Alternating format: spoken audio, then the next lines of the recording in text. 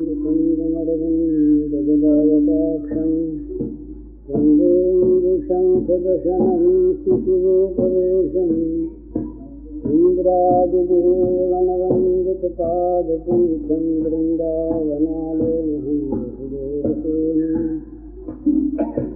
नवजलधरवरणं चन्द्रकौभासिकरणं विकसितनलिनाश्रियं विस्फुरन् मन्दहास्यं कनकरुचिरतुलं चारुवर्हावतुलं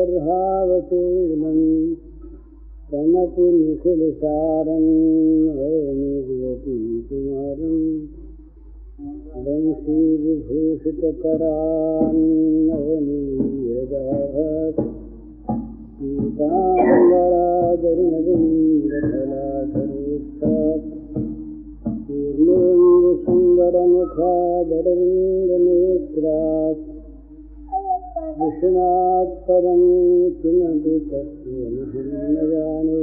श्रीहरिः। इधर जो बातें हुई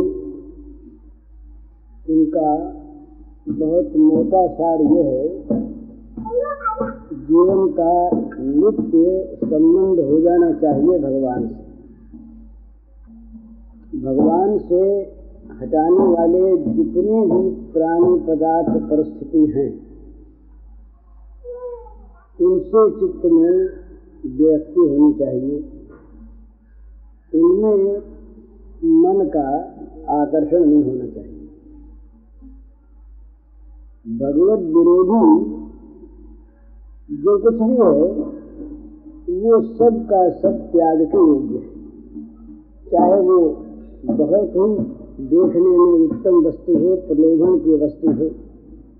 ये कठोपनिषद में जो प्रेय और श्रेय का विषय आता है वो यही है। जो कुछ भी प्रेय है वो श्रेय का उत्पादक न होने के कारण से त्याज्य है, और श्रेय का जो उत्पादक है वो प्रेय न भी हो तभी वो आदरणीय है, ग्राह्य है। माने संसार के दुख, संसार की प्रतिकूलता, संसार का माना अपमान, संसार की निंदा, संसार का रोग शोक भय मृत्यु, ये सब भी यदि भगवान के प्रेम में सहायक हों, भगवान की ओर ले जाने वाले हों, ये सारे के सारे भी आदरणीय हैं।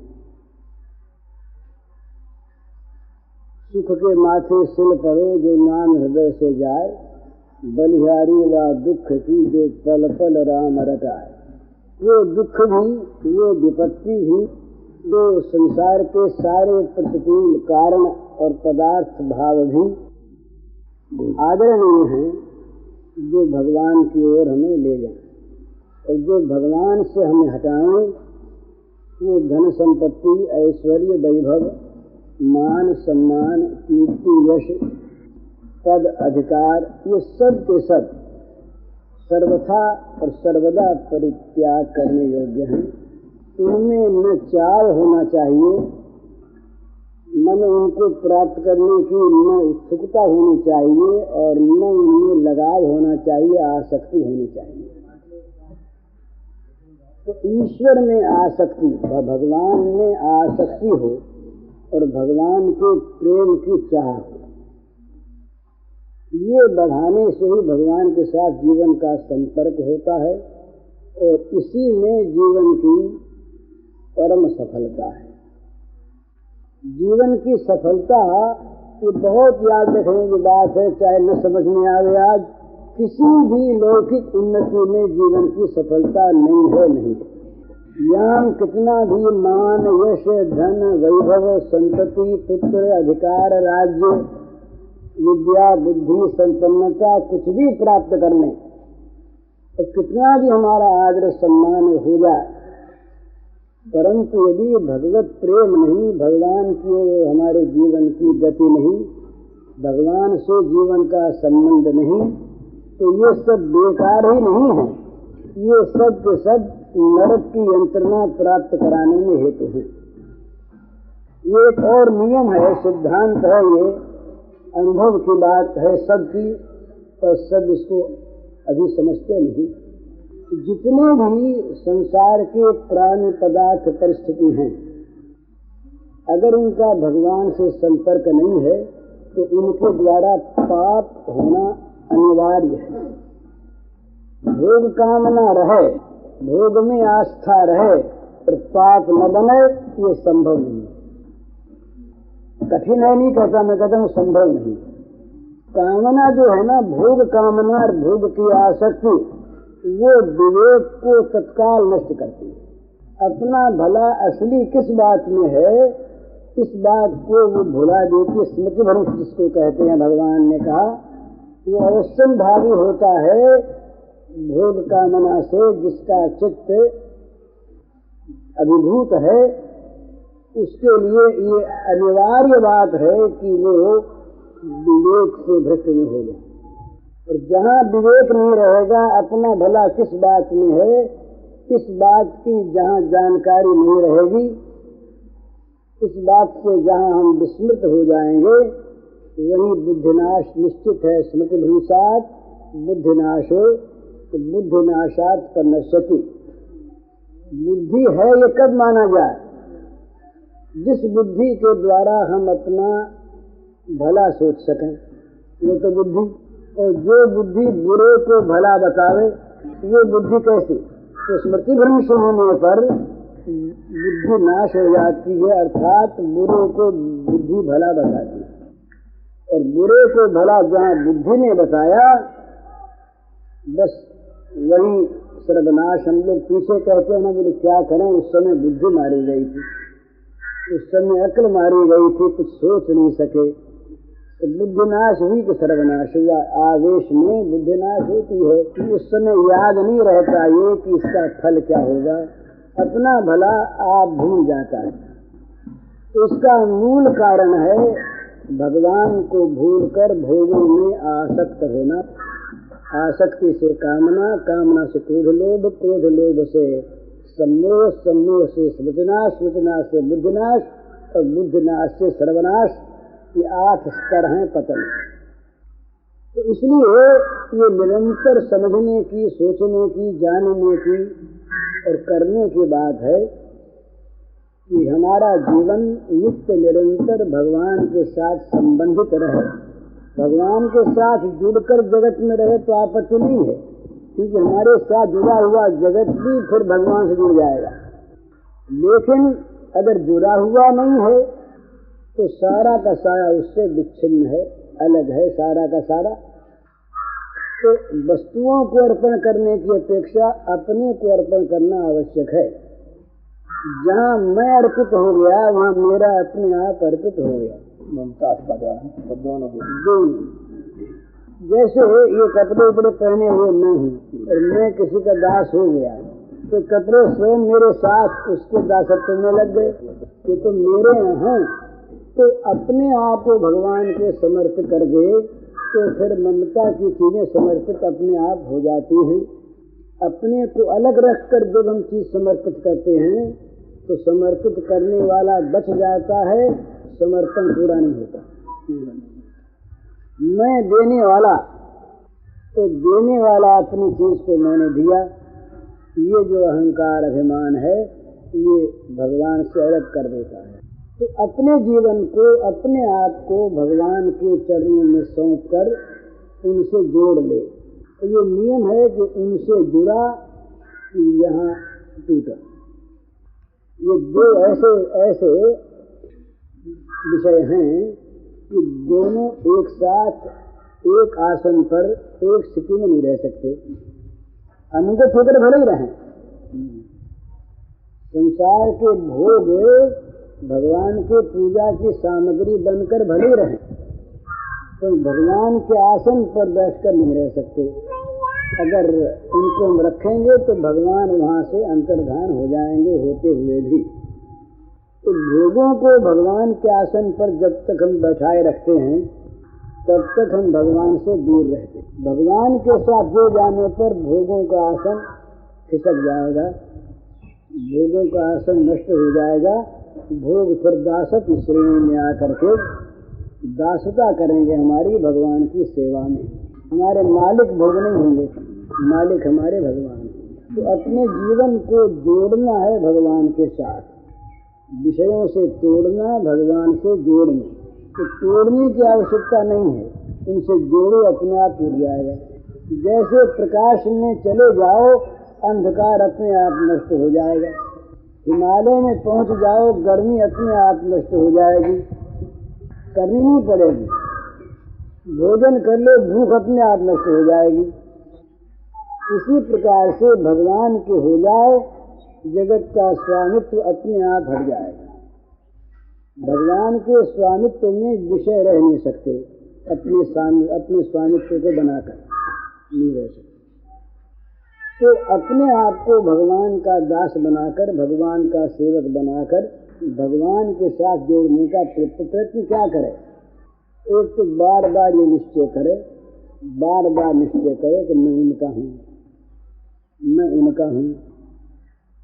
ये जितना भी भोगों का दासत्व है, यही सारा का सारा हम लोगों के द्वारा पाप करवाता है। मैं उनका, मैं उनका, मैं उनका। पहले तो निश्चय कर ले और फिर उसकी स्मृति कर। निश्चय होने पर तो हो जाता है, निश्चय हमारे निश्चय में कमी रहती है महाराज। कई बार अपने ये बात कही जाती है कि लड़की की सगाई होगी,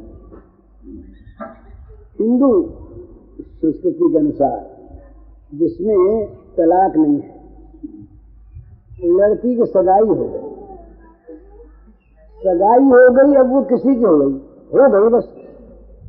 उसके मन में निश्चय हो गया, पिता माता के मुंह से सुन लिया कि अमुक के साथ संबंध तुम्हारा हो गया, बस हो गया।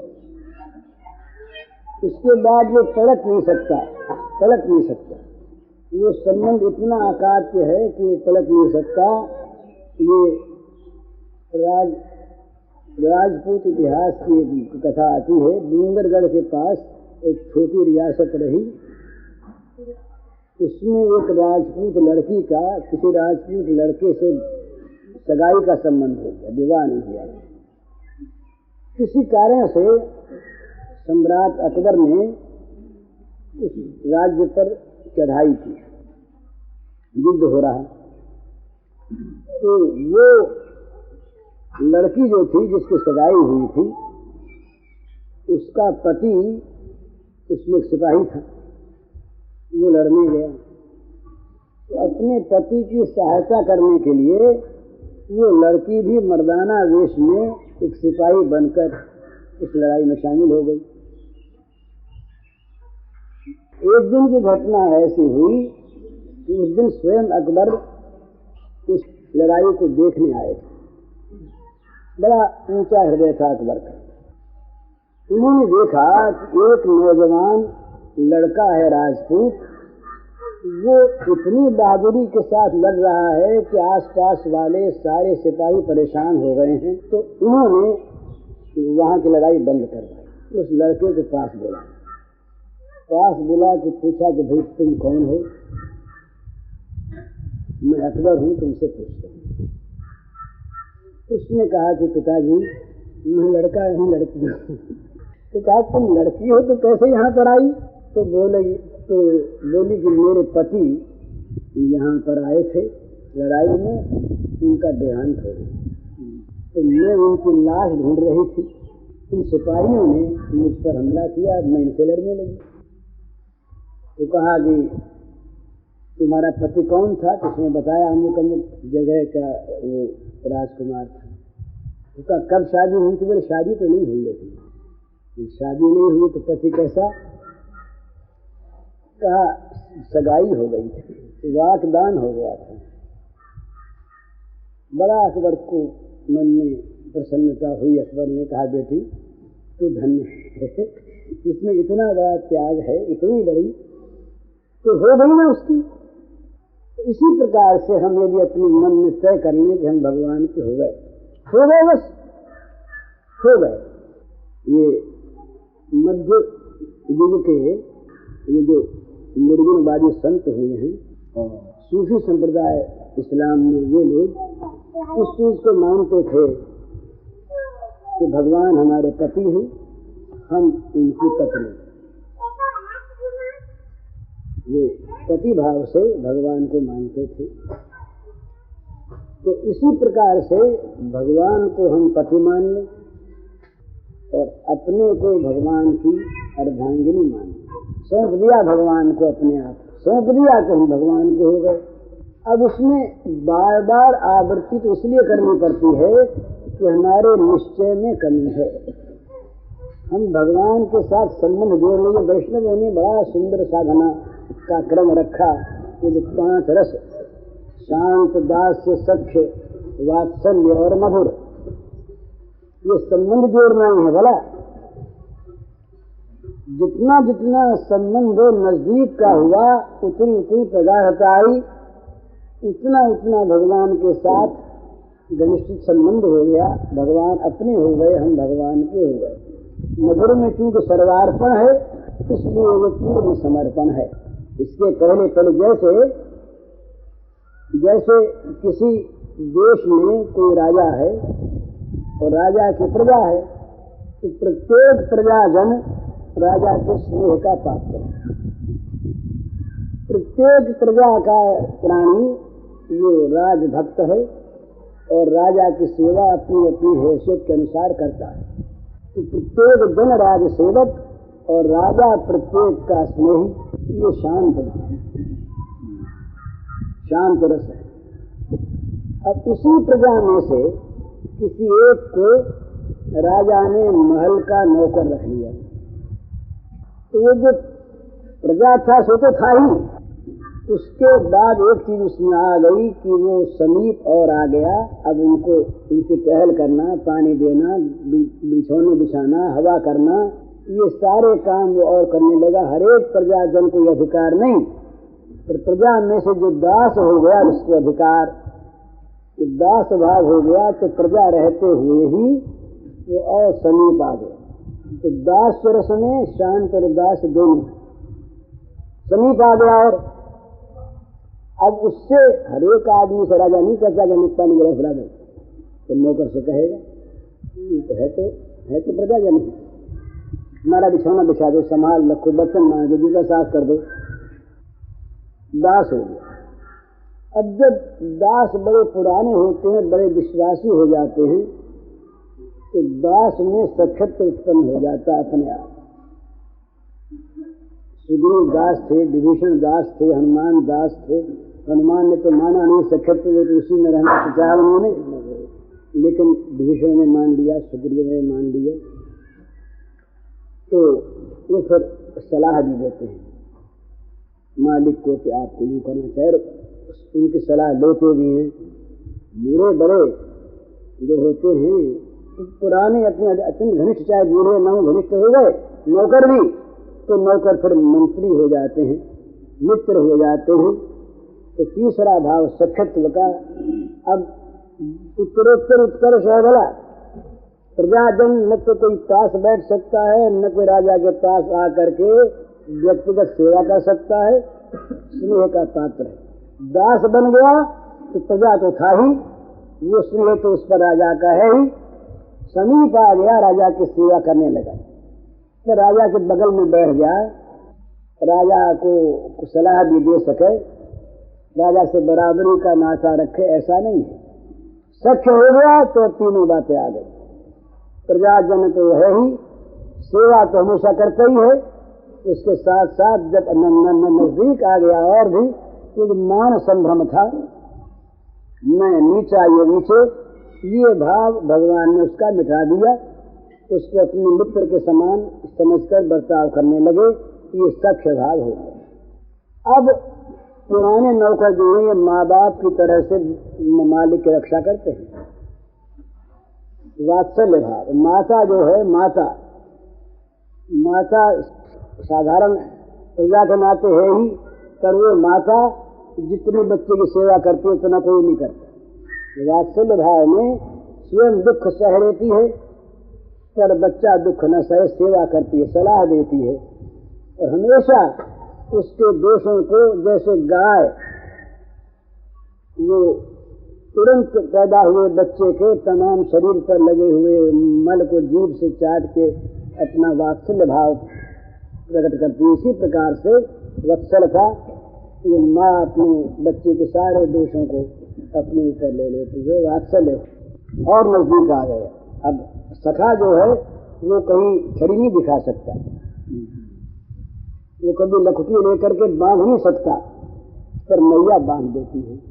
इतना अधिकार और आ गया, मान संभ्रम नहीं है, सेविका वो है ही, सलाह देने वाली वो सखा है ही, पर ये और आ गया और आगे बढ़ गया। वो पूरे समय पर इस भाव में माता पिता डांट नहीं देते हैं। इसके बाद होता है मधुर। मधुर में शांत भी है, दास्य भी है, सख्य भी है, वात्सल्य भी है और आत्मनिवेदन रूप मधुर भी है। वो सर्वार्पण जिसको कहते हैं पूर्ण समर्पण, फुल सरेंडर जिसे कहते हैं, पूर्ण समर्पण। फिर उसमें समर्पण करने वाला नहीं रहता, वो समर्पक नहीं रहता। फिर जिसको समर्पित है वही रह जाता है, उसकी चीजें रह जाती है। ये बहुत सुंदर भाव समझने का है कि जहां तक हम कुछ देने वाले बने रहेंगे, हम चाहे न चाहें, हम चाहे बड़े बुद्धिमान भी हों, तो जब तक हम देने वाले ये स्मृति हमारे मन में है, तब तक कहीं न कहीं कुछ चाह ही लेंगे। ये महीन बात है, पर जहां तक अपने मन में मैंने कुछ दिया ये स्मृति है, वहां पर मैंने दिया ये जो दातृत्व का अभिमान है, ये बना हुआ है। भगवान को अर्पण कर दिया मैंने अपने को, भगवान को सर्वस्व दे दिया, ये बड़ा सुंदर। पर भगवान को दे दिया तो मैं देने वाला था तभी ने दे दिया, मेरी वस्तु थी तभी ने दे दी, तो देने का अभिमान बच गया। और जहां देने का अभिमान बच गया वहां एक गुंजाइश रह गई। कभी कभी वो मान भी लेगा कि बदले में क्या मिला, इतना दिया और हमसे तो बदले में ये प्रेम ही नहीं करते, हमारी वो तो झांकते ही नहीं, और जितना हमने दिया उसका ये बहुत प्रेम करते होंगे पर बदला तो मिला नहीं। तो इस प्रकार से जिस मधुर प्रेम में देने वाला जब तक बना रहता है, तब तक माधुर्य प्रेम की पराकाष्ठा नहीं होती, पूर्णता नहीं होती, अपूर्ण रहता है, असंपन्न रहता है। जब ये होता है कि मेरे पास देने को कुछ है नहीं, सचमुच आदमी कह देता है कि सब भगवान का, मेरे पास था क्या, सारा भगवान की चीज भगवान को अर्पण कर दी। पर जब तक वो छिपा अभिमान रहता है, तब तक ये बात मन में आती है कि भगवान ने तो बदले में कुछ दिया नहीं, चाहे वो शब्दों में ना आवे, मन में आती है, क्षोभ होता है। लेकिन जब समर्पक नहीं रह जाता, समर्पण करने वाला खो जाता है, देने वाला खो जाता है, तब समर्पण पूर्ण संपन्न होता है। उस अवस्था में ये जचता है कि देने लायक तो कुछ था ही नहीं मेरे पास, मैंने तो लिया ही लिया। राधा यही कहा करती है हमेशा कृष्ण से कि मैं तो लेते लेते कभी थकी नहीं, देने को मेरे पास कुछ था नहीं। और ये तुम्हारा शील है कि तुम मुझसे कुछ भी न पाने पर भी और बराबर देने पर भी कह रहे हो कि तुम्हारा प्रेम है। राधा कहती हैं श्री श्याम सुंदर से कि मैंने कुछ तुमको दिया ही नहीं, था ही नहीं, देखी क्या, तुमसे लिया ही लिया, तुमने मुझे दिया ही दिया। इसके बाद भी तुम जो ये मानते हो कि राधा का मुझमें प्रेम है, ये तुम्हारा शील है, कि तुम्हारी उदारता है, यहाँ समर्पक नहीं रहा। तो पूर्ण समर्पण तब होता है जब समर्पण करने वाला अपने आप को खो देता है। तो ये माधुर्य की जहाँ पर सुसंपन्नता होती है वहाँ देने वाला नहीं रह जाता, रह जाती है दो चीज, लेने वाला और लेने वाले के खेल की सामग्री। बस ये देने वाला भी खेल की सामग्री और देने वाले के पास की चीज भी खेल की सामग्री। ये ध्यान में रखने का विषय प्रेम की बात करने वालों के लिए कि जब तक हम प्रेमी हैं ये बना हुआ है तब तक प्रेम का अभाव है। प्रेमी मिट जाता है, प्रेमास्पद और प्रेम रह जाता है।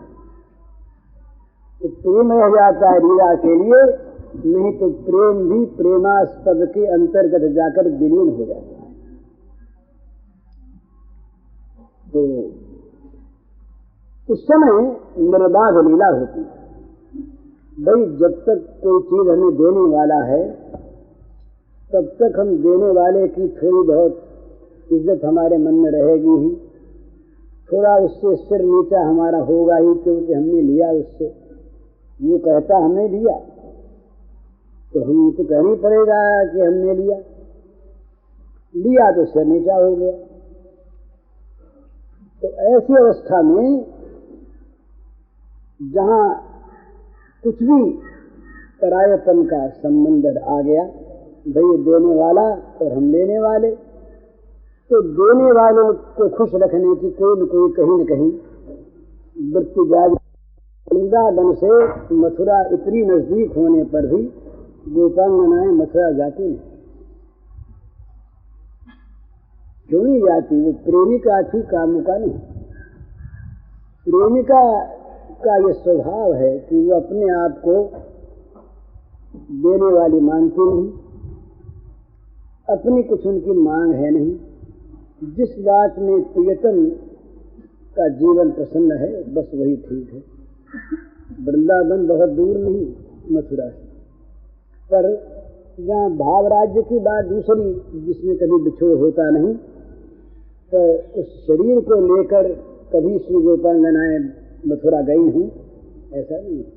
मिलन हुआ, तीर्थ में मिलन हो गया बहुत दिनों बाद, वर्षों के पश्चात, पर वे उन्होंने मिलने का प्रयास कभी नहीं किया, मिलने गई नहीं गई। क्यों नहीं गई? क्या बात थी? वो अपने आप को भूल चुकी थी कि हमने कुछ दिया है। ये जहां तक समर्पक वर्तमान रहता है, देने वाला रहता है,